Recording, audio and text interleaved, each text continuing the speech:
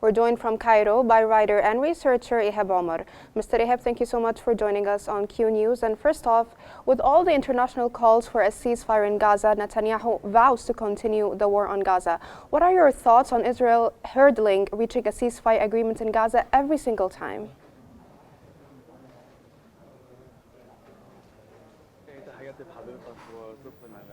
Greetings to you and thank you so much for having me. My comment is that even the official Egyptian feedback mentioned today in the President Abdel Fattah el-Sisi's statement, who was able to employ such an important national ceremony such as the Sinai Liberation Day to send messages to the Israeli government and to Tel Aviv regarding that Egypt will not give up its rule and principles and the Egyptian initiative, Egyptian mediation to end the conflict in the Gaza Strip, and in a time frame to announce the independent Palestinian state eventually. The Prime Minister Benjamin Netanyahu is trying to raise time to establish a de facto in the Gaza Strip, to establish a permanent situation before the transit to the Arab Gulf and before any Iranian-US agreement.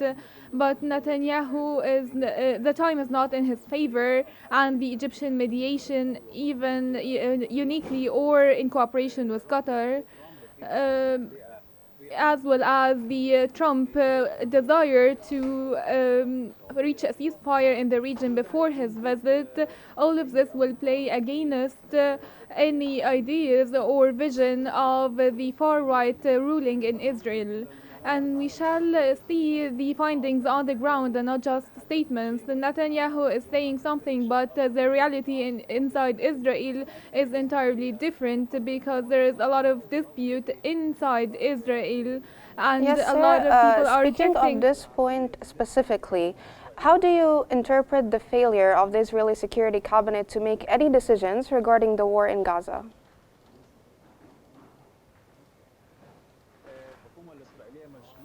The Israeli government is suffering from paralysis due to conflicts between the military and the political side. And there is also a conflict between the finance minister and the chief of staff, and therefore Israel is failing to provide a model for a civil, stable state, or a model for democracy in the Middle East. It is now a failing state, unable to have an elected, stable power. They are always having early parliamentary elections, and they are not able to have stable parliament or a stable government, or to establish an institutional or constitutional relations between the elected government and the military institution. For anyone who knows Israel, so far they do not have a constitution. They have been failing to establish a constitution, and Israel is governed with some rules.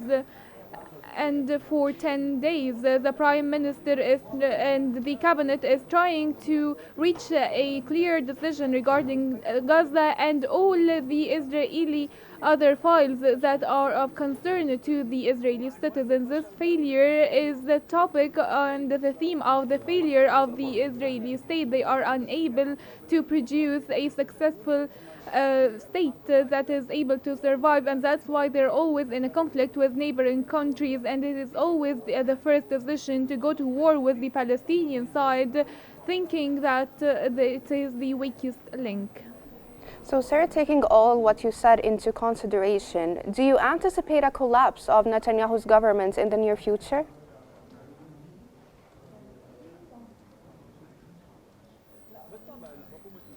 Of course, the Netanyahu government is already expired, and once the war is over, Israel will go to an early parliamentary elections, and Netanyahu will be removed from his place due to the accusations that he's facing.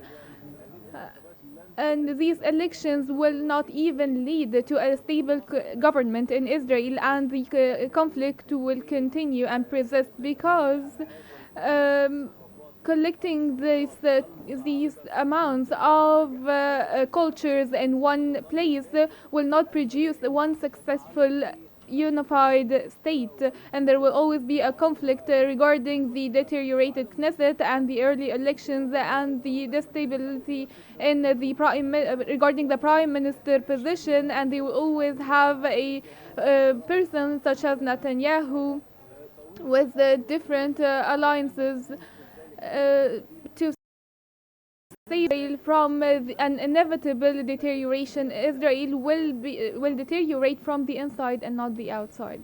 Now, moving on to the public sentiment in Israel, can it influence Netanyahu to end the war in Gaza?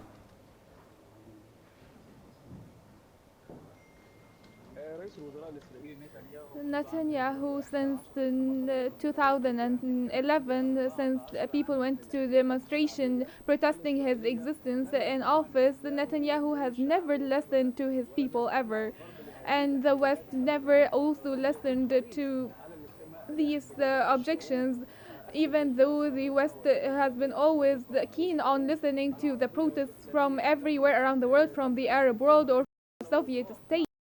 But as long as the government is in consensus with the US administration, such as the Israeli case, the West turns a blind eye to these popular oppositions. Netanyahu does not listen to his people, and he's relying on the far right parties and the religiously extremist and ethnically extremist parties, producing this simple majority in the Knesset elections, and he is now bragging about his popularity, presiding over a government consisting of 6 parties at least. He doesn't have enough popularity as he claims. He does not listen to his people, but he will listen to the sound of his failure in the Gaza Strip and the failure of his army to impose a de facto in the Gaza Strip before Trump's visit to the Middle East.